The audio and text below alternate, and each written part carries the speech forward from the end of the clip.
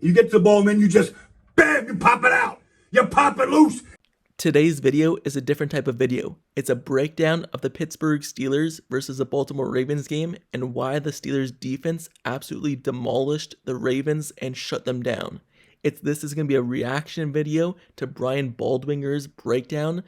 I'm going to give my commentary, analysis, opinion, reaction, and criticism where I see fit.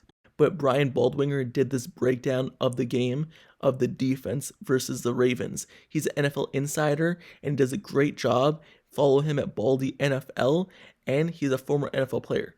But he always does these great breakdowns called Baldy Breakdowns, and I'm going to be reacting to it today. Let's get right into the video. Steelers just made more plays than the Ravens in so many different ways. And it starts right here. This is 2nd and 10, second quarter. All right, Ravens up comfortably 10-0.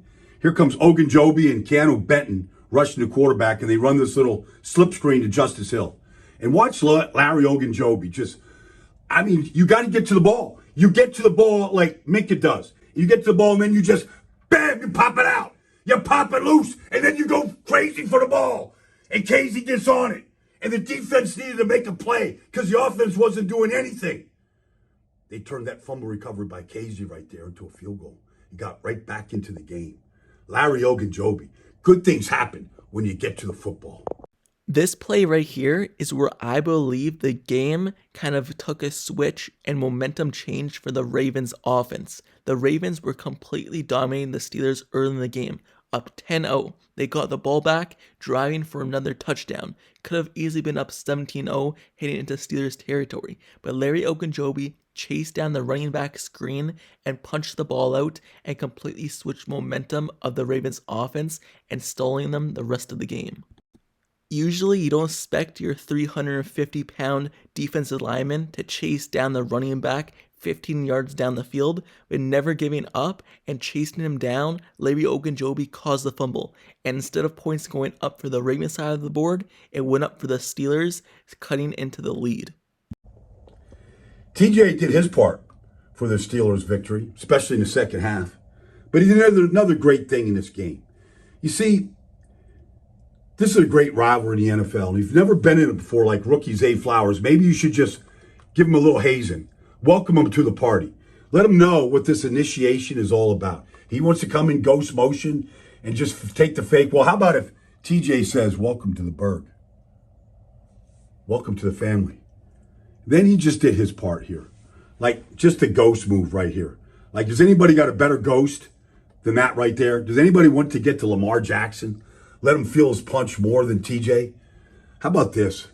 There's just one speed. If Lamar's in the pocket right there and it's getting a little dirty, it's a little congested, and he breaks out with that world-class speed, all you can do is chase him. Chase him and not let him do anything with it. And then just have a little moment. Have a little moment right here with Keanu Neal. Just a little fellowship right here, because that's what Sundays are all about. And then if you can force a hold right here, force a hold, and on 1st and 10, they throw the yellow flag out right here.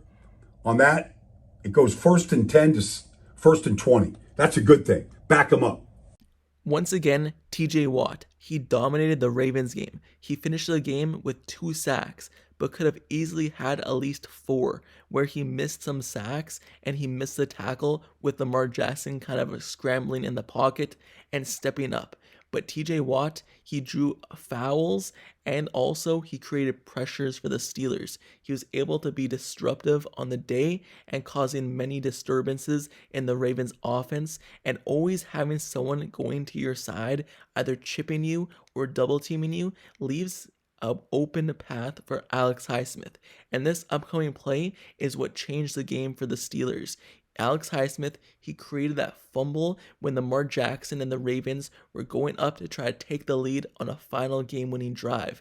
But with TJ Watt creating pressure on the left side and the whole offensive line and running back tight end being worried about TJ Watt rushing off the left side, Alex Highsmith was able to find a way home on the right side and create this fumble on Lamar Jackson.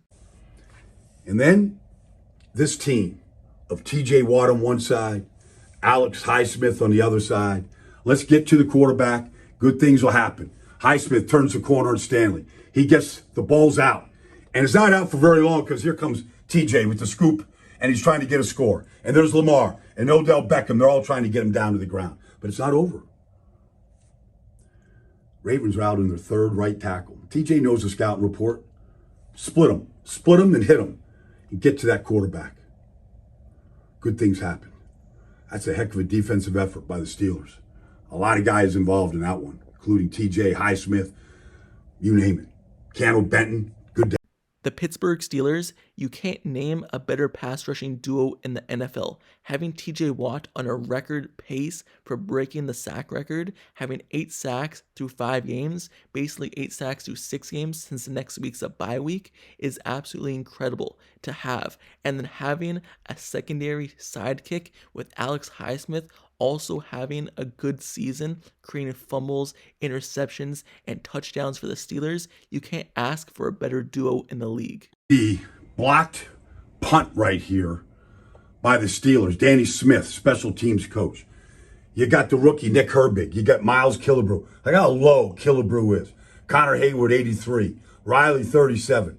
Watch the takeoff that Kilabrew has right here. He's going to get one-on-one with the fullback, Geno Stone. He's going to go right through him. The block point is 9.5 yards, right off the toe right there, Stout. And right here, they try to recover it in the end zone, goes out of the end zone, 2 points right there for the Steelers. 10-5 game, Steelers ball. They got life.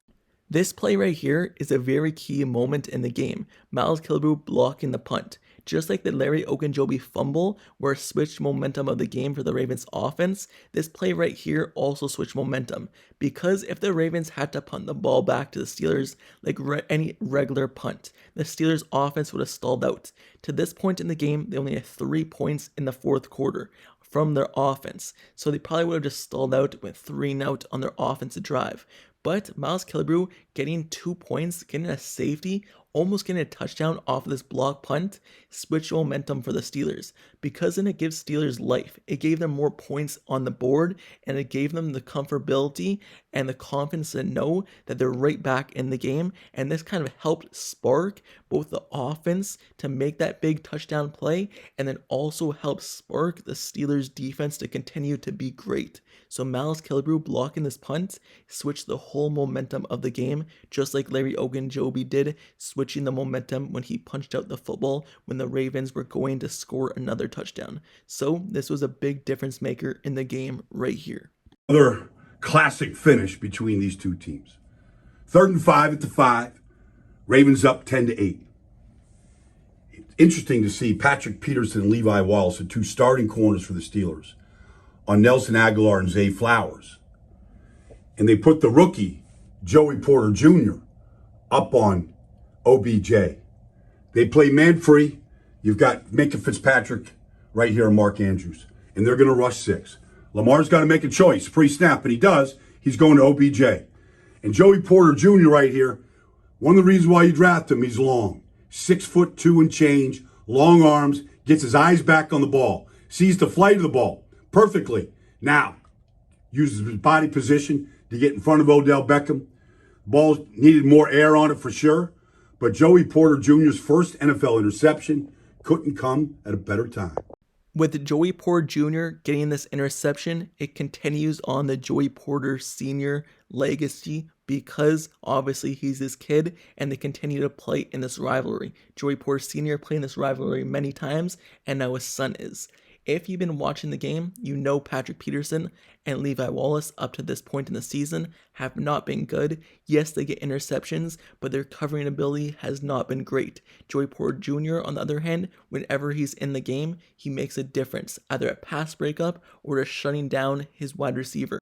And on this play right here, he did it to this decade's one of the greats in this decade, Odell Beckham Jr., shutting him down and getting an interception to kind of seal the game for the Steelers. This was a big play as well because this is right after the Gunnar Olszewski fumble, which gave the Ravens the ball on like the 5-yard line inside the 10. So Joey Porter Jr. getting this interception was key for the Steelers defense and key for the Steelers winning the game and absolutely winning the game for the Steelers.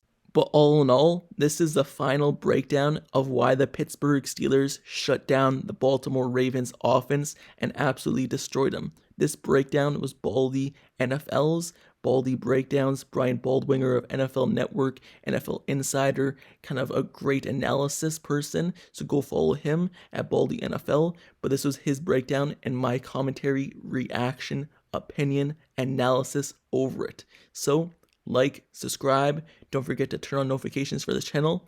And until next time, I'll see you guys all later. I'm out. Peace.